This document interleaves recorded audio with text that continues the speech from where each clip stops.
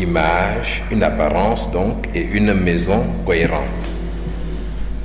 Une apparence, celle que nous projetons, n'est-ce pas, autour de nous, et une maison, c'est-à-dire un endroit où nous habitons et qui sont en cohérence avec notre engagement pour le Seigneur. On dit que l'habit ne fait pas le moine. Et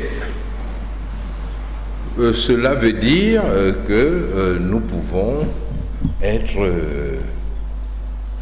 un enfant de Dieu, n'est-ce pas, une brebis, comme on dit, avec un vêtement de loup, n'est-ce pas? Et donc, si on dit, vous, tu as l'air d'un loup, vous dites, l'habit ne fait pas le moine.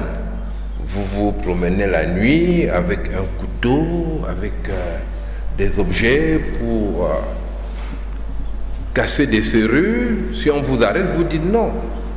L'habit ne fait pas le moine. Attention, on peut être comme ça en tant que quelqu'un de bien. C'est cela avec les chrétiens qui sont devant la boîte de nuit le soir. Qu'est-ce que tu fais là? Il répond, l'habit ne fait pas le moine. D'abord, cette parole n'est pas dans la Bible. Hein? Bon, peut-être on peut trouver des formules équivalentes. Et beaucoup d'enfants de Dieu se défendent ainsi pour justifier une apparence du mal. Or, la Bible nous encourage, si nous sommes moines, à porter aussi l'habit, n'est-ce pas? Et c'est important de se poser cette question. Il y a peut-être une année, la presse occidentale était scandalisée parce que il y avait les fédérations de football en Europe avaient décidé de soutenir le mariage homosexuel, la vie homosexuelle, les choix transsexuels, les changements de sexe, tout ce qui concerne, tout ce que la Bible appelle des perversions. Et il y a un joueur de football qui a fait scandale parce qu'il a refusé de se laisser filmer avec son équipe où chacun avait un maillot avec un signe, n'est-ce pas, du mouvement homosexuel. Le mouvement homosexuel a choisi un signe qui est l'arc-en-ciel. C'est vraiment étonnant parce que l'arc-en-ciel, c'est dans la Bible le symbole de la paix de Dieu avec le monde. Et c'est une promesse de Dieu qui ne va plus détruire la terre par le déluge. Mais pour eux, l'arc-en-ciel, c'est vraiment que c'est beaucoup de couleurs, n'est-ce pas? Donc tous les choix sont possibles, c'est des choix arc-en-ciel. Et ce drapeau-là, lorsqu'on le prend, cela signifie que, voilà, on soutient les homosexuels. Par exemple, il y a des gens qui soutiennent énormément, qui soutiennent les valeurs chrétiennes de façon publique, mais qui utilisent le drapeau arc-en-ciel. Je me rappelle le président américain qui, avant des élections qu'il a perdues d'ailleurs, n'est-ce pas, ben, il était accusé d'être homophobe et tout.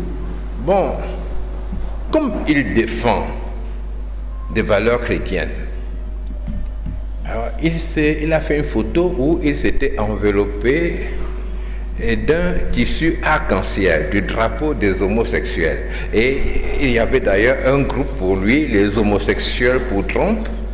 Et dans son camp, on peut dire non, l'habit ne fait pas le moine, on fait ça simplement pour dire que. Mais là, ici, nous avons l'exemple d'un joueur. Il était musulman d'ailleurs, ce joueur-là. Et il a dit non, il ne peut pas accepter de projeter cette image. Et dans la Bible, le Seigneur Jésus, dans l'évangile de Matthieu, au chapitre 16, au verset 13, Matthieu 16, 13, mais il dit à ses disciples, mais que dit-on que je suis? Vous voyez? Donc Jésus demande, qu'est-ce que les gens pensent de moi? Et bon, nous pourrions nous demander qu'est-ce que notre entourage pense de nous.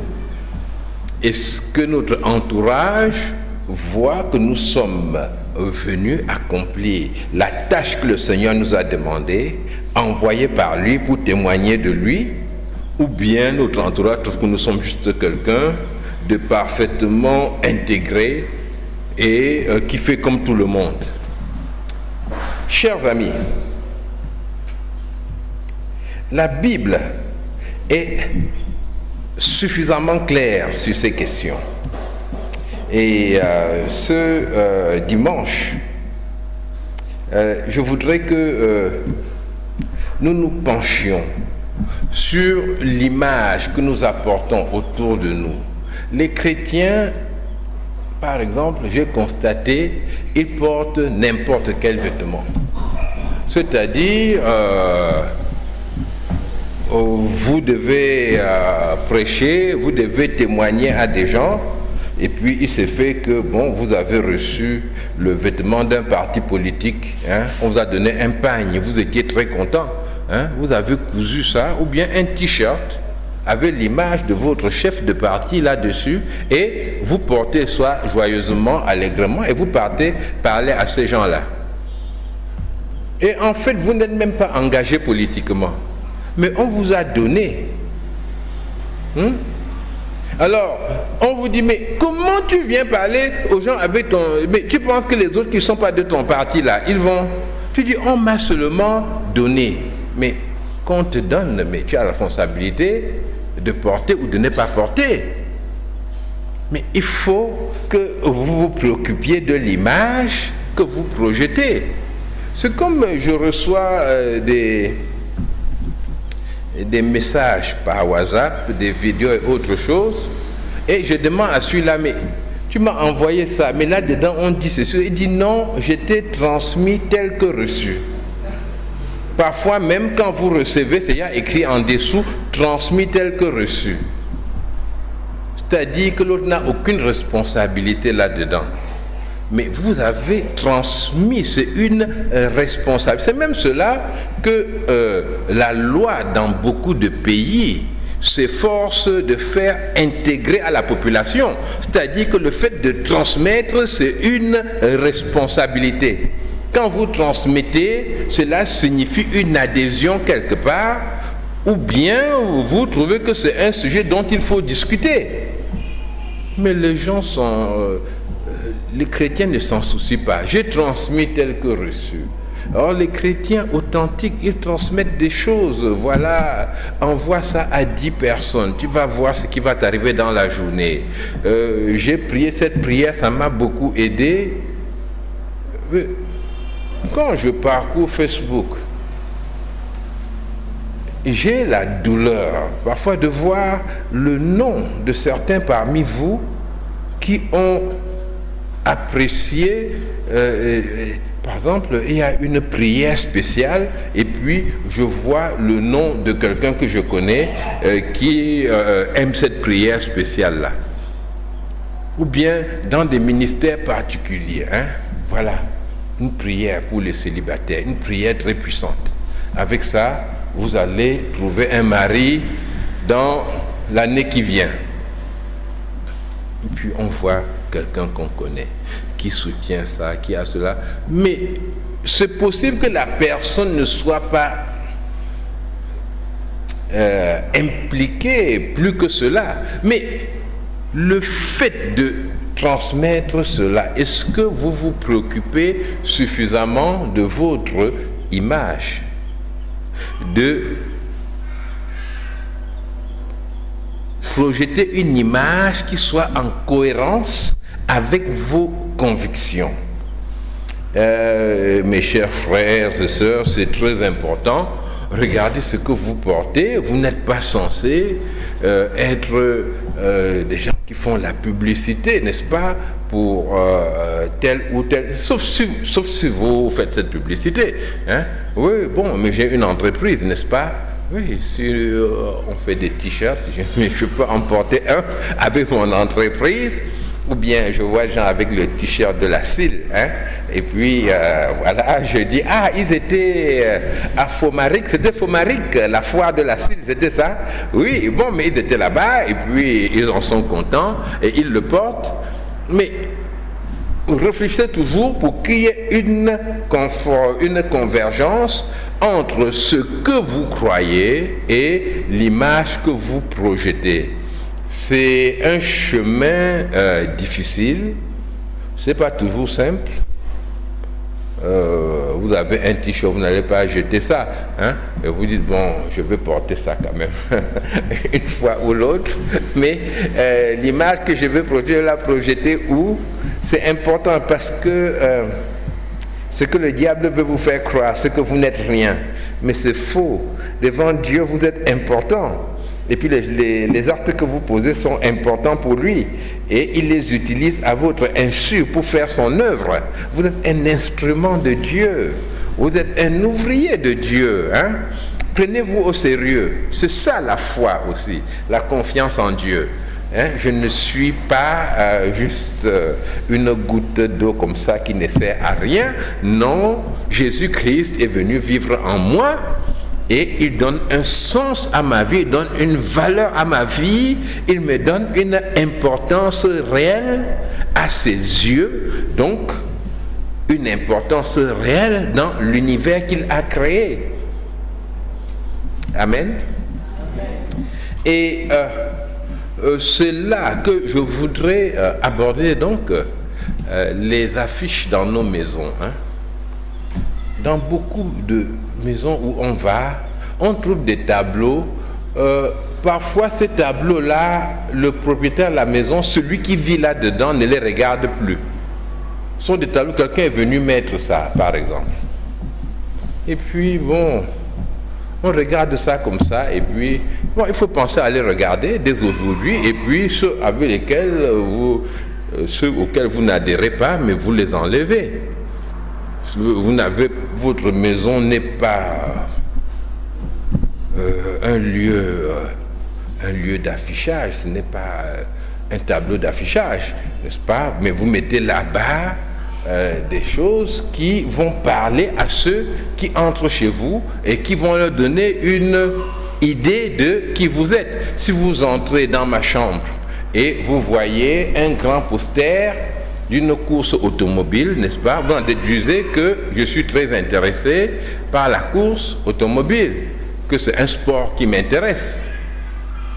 Et vous regardez ensuite, bon, vous regardez, il n'y a que ça, vous vous étonnez. Et moi, je vous dis non, moi, les versets bibliques qu'on met partout là, les images créées, moi, je n'aime pas ça.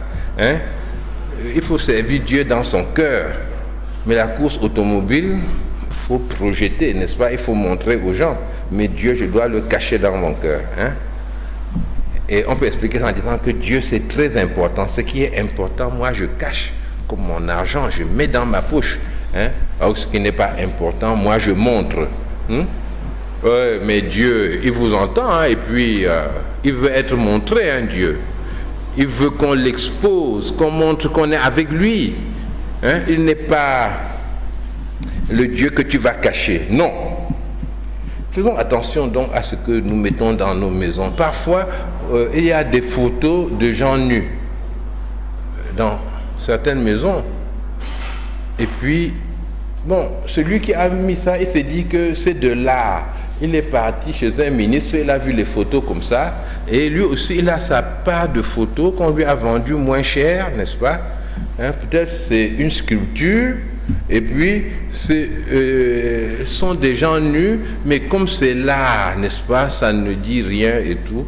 Bon, il faut voir qu'est-ce que nous voulons projeter comme image de nous-mêmes. C'est très très important. Les jeunes en général ont des posters d'artistes. Hein. Il y a des jeunes qui mettent des grands posters, de grands chanteurs. Je me dis, mais j'ai seulement mis le poster, non? Est-ce que... Hein? Ils chantent très bien. Ah oui, mais qu'est-ce qu'ils chantent? Faisons attention. Nous projetons quoi? Et les musiques maintenant. Les musiques qu'on écoute. Parfois, il y a des choses qui vous échappent. On met la télé ou la radio. Vous voyez que ça apporte une musique. Mais ceux qui écoutent cette musique-là, ils pensent quoi? Ils pensent que c'est ça que vous aimez. Je me rappelle, à une certaine époque, j'écoutais à la radio, et il y avait des chaînes qui apportaient des informations. Et je me suis arrêté dans une station essence. Et j'ai demandé qu'ils me mettent du carburant. J'avais baissé la vitre. Et puis j'ai vu le pompiste, il était content, il faisait comme ça. Et j'ai vu que dans ma voiture, la radio chantait « Coller la petite ». Vous voyez? J'ai dit « Ah !» Bon, j'ai été sur lui et dit « Mais écoute, c'est quoi ça ?» Non, je ne suis pas là-dedans. Mais c'était une chose, donc j'avais suivi cela. Mais j'étais perdu dans autre chose. Et puis, c'est ça l'image que je projetais pour ce pompiste-là. Il était content, il était prêt à ce que nous ayons une communion sur ce thème, n'est-ce pas? Hein? Après, il a beaucoup ri. Lorsque j'ai réagi. Nous devons faire attention à l'image que nous projetons. Si en plus sont des musiques que vous avez vous-même enregistrées et que vous aimez, mais est-ce qu'elle glorifie Dieu? La musique dans la Bible n'est pas quelque chose d'anodin. Hein? Je veux dire... dans la Bible, les joueurs de harpe, ils jouaient pour le Seigneur. Et d'ailleurs même, le joueur de harpe, hein, on en voit deux dans l'Ancien Testament. Et quand ils jouent, ils apportent un climat qui est propice même à détendre Saül, qui était possédé d'un mauvais esprit, un climat qui est propice à aider Élisée à, je ne veux pas dire se concentrer, mais à se calmer, puisqu'il venait d'avoir une épreuve difficile avec des enfants, et à recevoir le message de Dieu. Donc, la musique conduisait dans un état d'adoration, dans un état de contemplation de notre Dieu. La musique a une valeur aussi, une valeur religieuse. Donc il ne faut pas penser qu'on adhère à n'importe quoi et puis que ça va. Non. Donc, je voudrais là insister vraiment sur ces quelques éléments, ce sont des éléments d'apparence. Maintenant, la Bible nous demande, dans le Deutéronome, au chapitre 11, verset 19, prenez-le comme étant un passage central, comme le verset central, n'est-ce pas, de cette prédication. Deutéronome 11, verset 19, parlant des commandements de Dieu, de la parole de Dieu, vous les enseignerez à vos enfants. Vous leur en parlerai quand tu seras dans ta maison, quand tu iras en voyage, quand tu te coucheras et quand tu te lèveras. Vous les enseignerez à vos enfants. et vous leur en parlerez.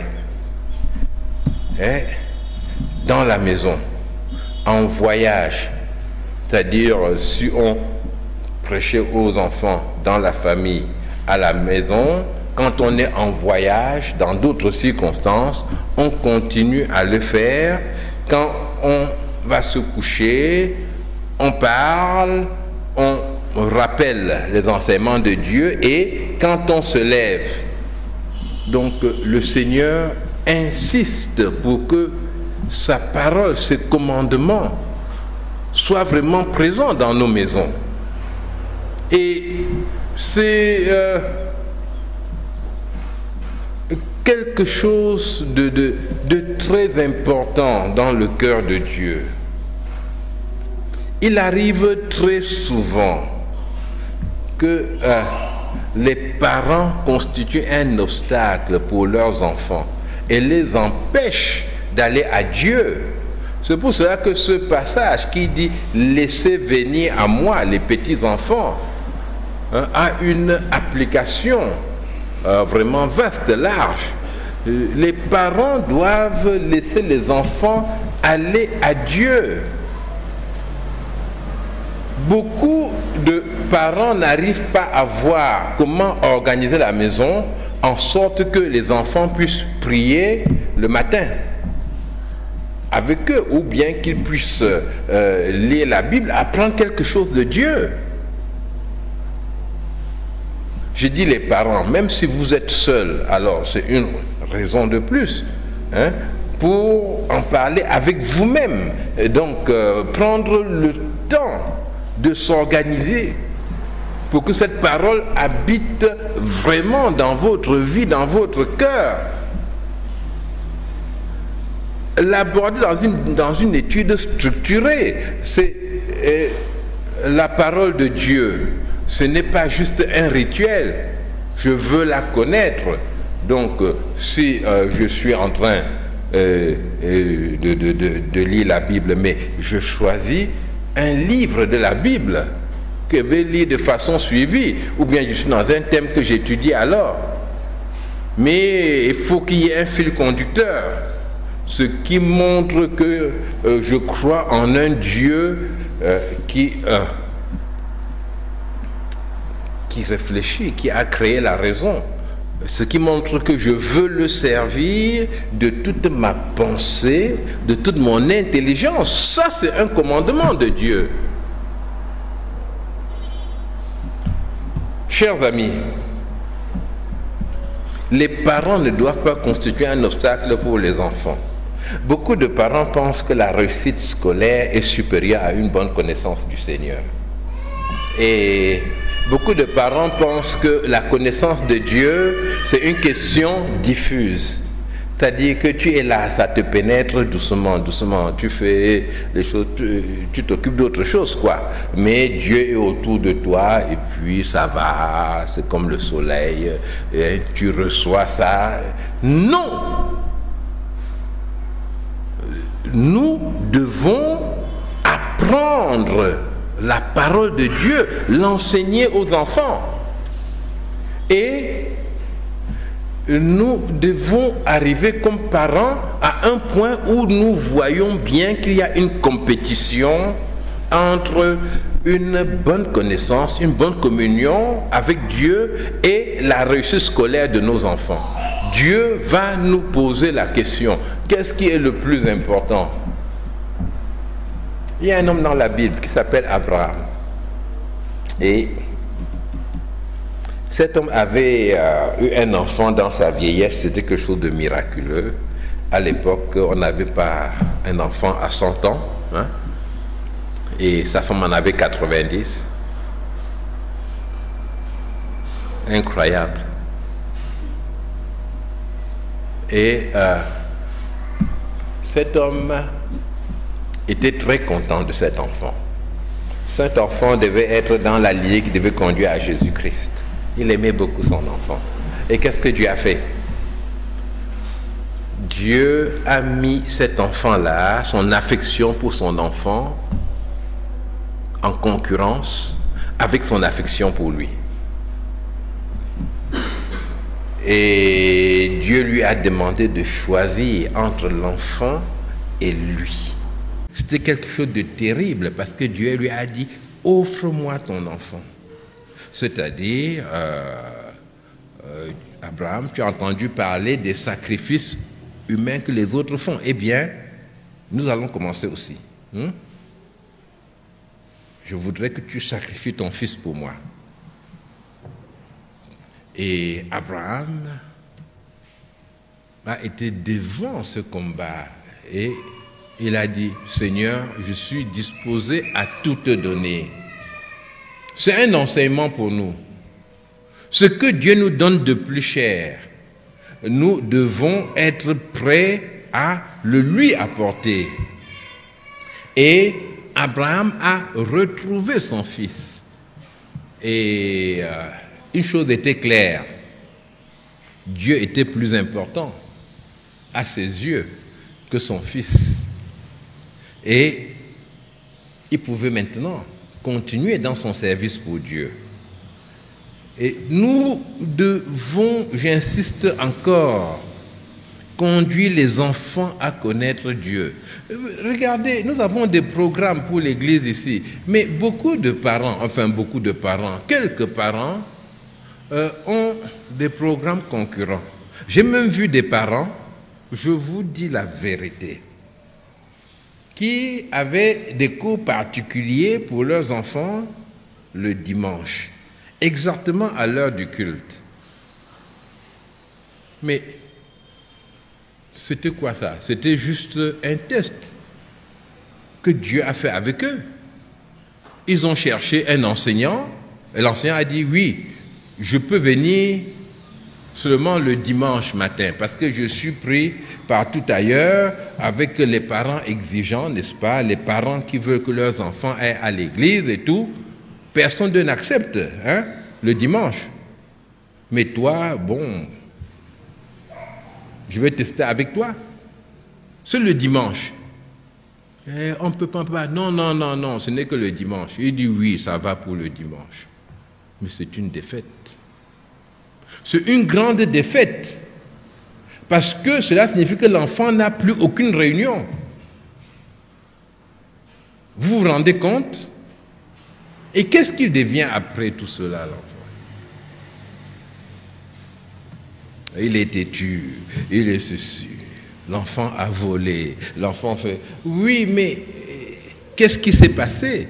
Dans beaucoup de cas, l'enfant n'a pas été au contact de la parole de Dieu.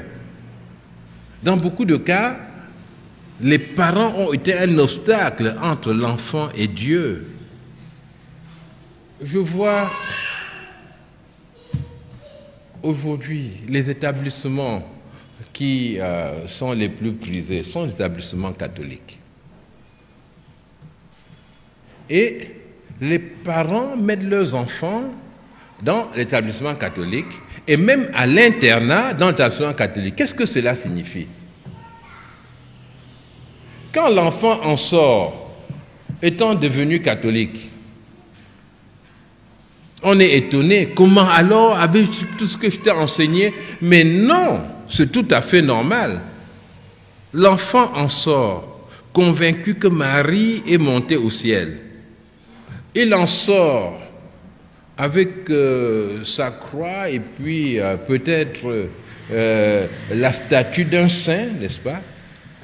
Et c'est son saint préféré, il prie ce saint-là. On dit, mais tu es devenu fou, comment tu peux croire en des choses comme ça? Mais c'est la formation que l'enfant a eue. Au moment où il a été sacrifié, n'est-ce pas? On l'a envoyé pour avoir une réussite scolaire et on a sacrifié la bonne connaissance du Seigneur. Vous allez me trouver radical, mais je vous le dis, chers amis, vous devez obéir à la parole de Dieu. C'est une question de cohérence. Vous n'allez pas exposer un enfant à la pluie en permanence et vous étonner qu'il ait de la fièvre. Non. Et je voudrais vous demander une chose. Quel est le temps qui est consacré à Dieu dans vos vies? Parce que, mais quel temps qui est consacré à Dieu? Nous pensons parfois qu'il y a un enseignement de Dieu comme ça qui nous entoure et qui nous pénètre et que nous sommes des gens spéciaux, comme c'est mon enfant, Dieu fait ceci, fait cela pour lui, ou bien pour moi-même. Dieu organise les choses autour de moi et on entend des gens qui crient « Alléluia, Dieu va faire de moi une personne spéciale. Hein? » Et ils essayent de se convaincre de ça. Et il veut dire que je peux ne pas lire la Bible, je peux ne pas prier, et puis Dieu va arranger mes affaires, tout organiser. Mais non, il y a un déficit de croissance, il y a un déficit de connaissance. Dieu veut que nous prenions du temps pour lui. Ah, mes amis, mais votre temps ne vous appartient pas. C'est Dieu qui a créé le temps. Le temps ne s'impose pas à Dieu. C'est Dieu qui est le maître du temps. Alors, quel est le temps qui est consacré à Dieu? Je ne voudrais pas aller dans un décompte pour culpabiliser l'un ou l'autre. Mais, dans le livre du Deutéronome, au chapitre 5, au verset 14, Deutéronome 5, 14, le Seigneur dit,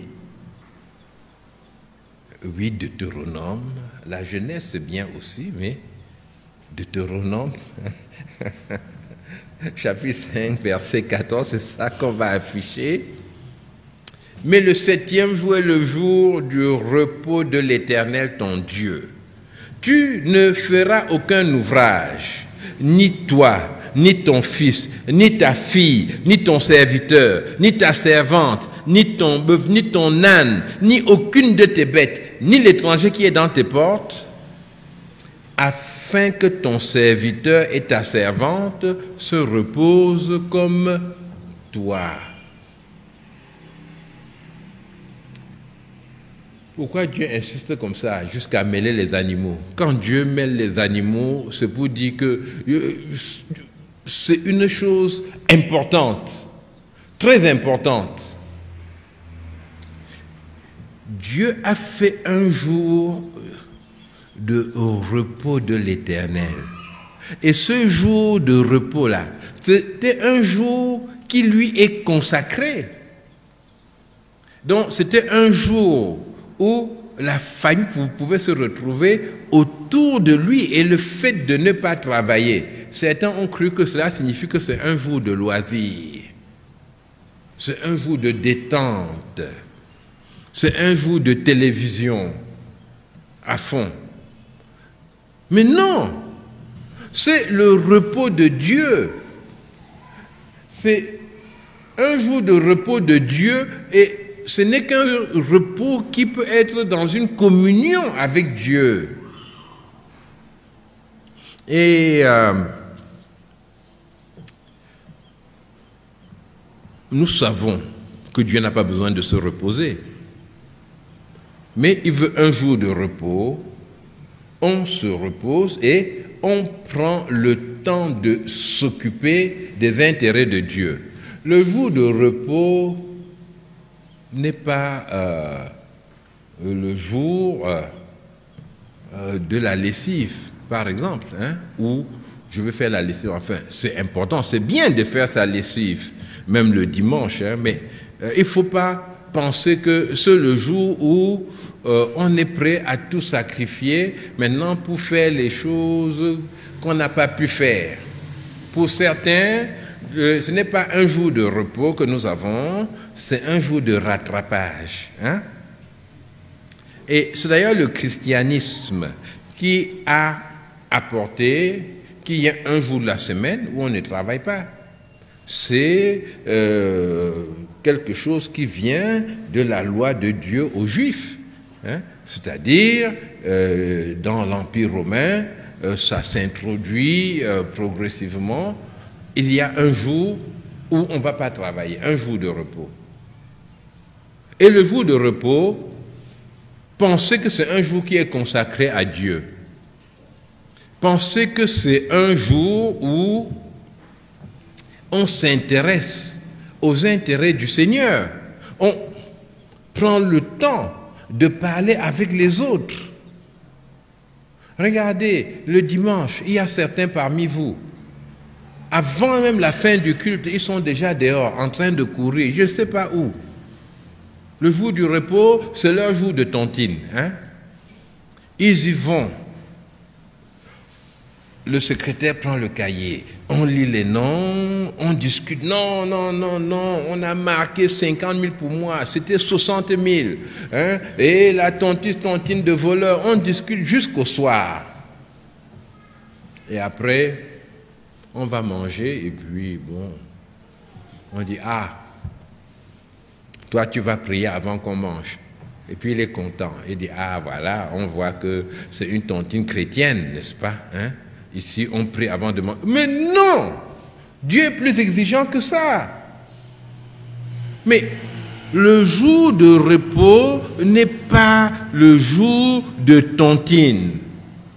Le jour de repos, c'est un jour où tu t'intéresses aux choses du Seigneur. Dieu dit qu'il a donné, qu'il a créé le monde, et la semaine a 7 jours, et il y a un jour qui lui revient. Vous comprenez ça? Et si le jour du repos de Dieu, si vous faites autre chose, il faut que le Seigneur voie que les autres jours, vous travaillez pour lui. Vous ne pouvez pas être en train de vous activer dans le monde séculier, c'est-à-dire le monde professionnel et autres, pour vous, pour votre famille, toute la semaine est réservée le dimanche, juste comme je l'ai dit déjà, un jour de rattrapage. Non. Certains parmi vous n'ont pas le temps de participer aux réunions de prière de la semaine. Ils n'ont pas le temps de participer aux études bibliques. Et ils restent là avec des connaissances bibliques infimes, n'est-ce pas? Pour eux, aime ton prochain comme toi-même. Hein? Voilà hein, l'enseignement de la Bible, c'est tout. Mais où est-ce qu'ils vont? Est-ce que c'est là servir Dieu? Dieu n'est pas content de vous. Alors il faut se réconcilier avec lui. Et être cohérent dans la gestion de votre temps avec lui. Vous projetez quelle image?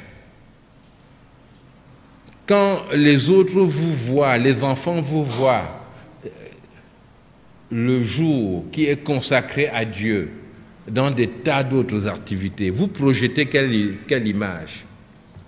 Mais si vous étiez engagé dans une vie sainte, dans une vie qui honore le Seigneur, vous seriez un témoignage autour de vous pour les personnes qui vous entourent et votre vie porterait beaucoup plus de fruits. Vos actes et votre image parlent mieux que vos paroles. Que le Seigneur vous bénisse.